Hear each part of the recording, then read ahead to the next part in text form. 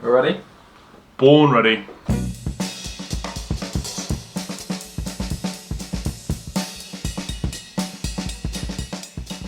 I'd say Call of Duty is one of the staple titles that we have in esports.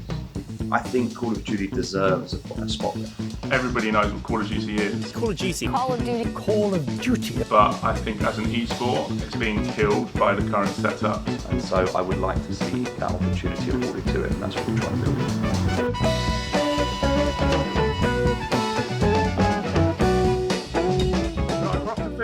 I'm going to go there now, right? Let's get an Uber. Where are you? Whereabouts are you? I'm at the College of Esports. You know, we've got a LAN here this weekend. Huh? If we jump back to Katana Gaming and where we were this time sort of last year, we're working with the Wide Lobby. Now, that was an excellent venue. You know, we landed on our feet. They had the equipment there. They had a bar there. That event went really, really well. People really enjoyed it. And of course, issues, you know, internal business issues that Wide Lobby had meant that they were no longer able to continue. It sort of put us right back to square one. Luckily enough, one of the students I know from the College of Esports, he sort of suggested, hey, why don't you speak to the College of Esports, right? There'd be a great venue, great bunch of people, and they'd be interested in potentially working with you on this. Right, you ready? What are we talking about? The College of Esports is a academic facility that offers universities for students in higher education around esports. Legion Esports, and this is what I'm really excited about, is the commercial arm that was set up to give students real-world experience. Experience is everything. You know, every single student at the College of Esports that graduates will be leaving with a very, very similar looking piece of paper. So having an organisation that we're sort of have an understanding with, like Katana, that means that we can have a large amount of students all working under the same banner with two brands, College of Esports and Katana, and they all benefit mutually. The goal for me, really, and the goal for Katana is to try and fill the void in European esports from regards to Call of Duty. I felt like sort of 2019 Call of Duty World League was really good. I felt that, as the name suggests, the World League allowed teams and players from all over the world to compete against each other. As you say, come the end of 2020, we have the CDL, or the Call of Duty League, the franchised element come into play. Activision confirms they are going to launch a city-based franchise league for Call of Duty. And whilst it is sustainable for the top 12 teams, everybody under that be fighting a losing battle to get through. I went to an event not long before the franchising came out, actually. It was CDL London in Black Ops 4. Welcome, this is CWL London coming to you live from the Gfinity Arena. We are ready to kick things off. 16 of the best teams in Europe. And I remember thinking that franchising was probably going to struggle to capture the essence of that because you lose the open system. You lose very much so, you know, what is the grassroots, the heart and blood of esports in any competitive space, and that was access at the lowest level. Or, you know, you need 25 million to enter a CDL team. So a lot of organisations died, to be quite honest, when that happened. It was like just as much as like the CDL, like we've got no recognition within the EU. The main thing is literally was Call of Duty World League. That was like the big thing, you know, like anyone can play. London, I think Manchester, Birmingham was like 3 main events. Because of the fact that all of that has now gone, unfortunately, you end up in a position where a lot of players are starting to leave the space. There's less orgs in the space to give support to those players and get them to those events. The EU scene is dead. There's nothing from us until Katana come on board. LAN events are extremely demanding. It's all or nothing, right? It's consistently issue after issue, or it's a fast-paced, sort of stressful environment to run a LAN event, right? There's no stop, you know, from start to finish. One of the challenges for myself was trying to be everywhere and do everything. I was the only staff member on site, and so that made it a little bit challenging. But the students, I had complete confidence. This guy, Jimmy Reed!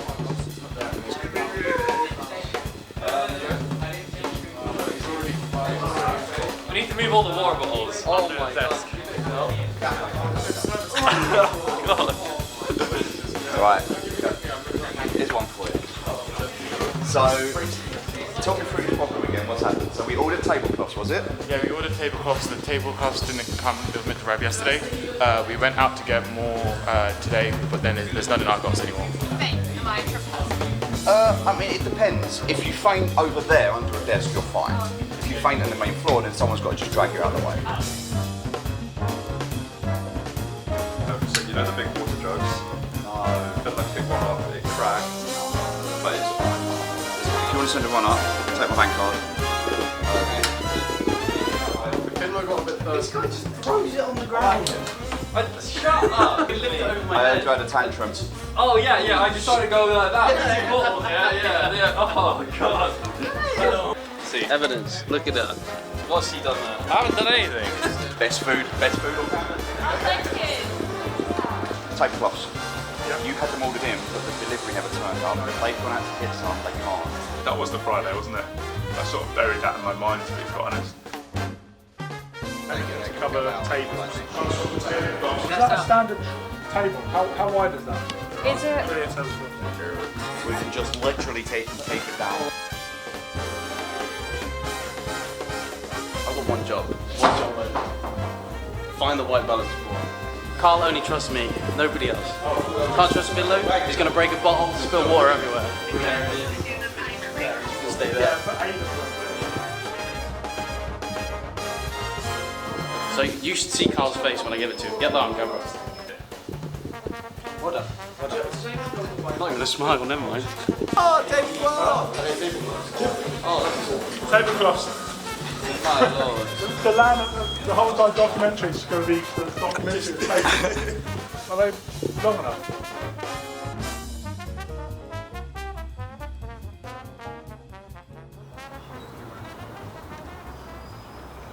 How's it going so far? Good, yeah, stressful, we're getting there. It's all little bits, right? Got to tighten this room up, make it look good. Got tablecloths, so that's all good. No, but I'm going the wrong place. I need to go broadcast room this way. Broadcasting. Hello and welcome to the College of Esports here live from London, Stratford. This weekend we'll bring you an action-packed 16-team double elimination. Oh my god, I look awful. Set my hair, Jesus. Yeah, I definitely have I might have the voice but not the face for camera. But there we go. That looks pretty cool, doesn't it? I think today was good. I think today was much better than the EHL setup. I think we learned a lot of lessons last time. I think the organisation was much better. I think giving students ownership and freedom allows them to kind of push themselves because they want to prove themselves. And I think that's really good. There's still some challenges and there's some things that could be better, but there are some limitations we can't overcome. Some of them because of the venue, some of them because of the infrastructure. But we're working on it. I'm excited. I think it's going to be a good weekend. I think it's going to be a good event.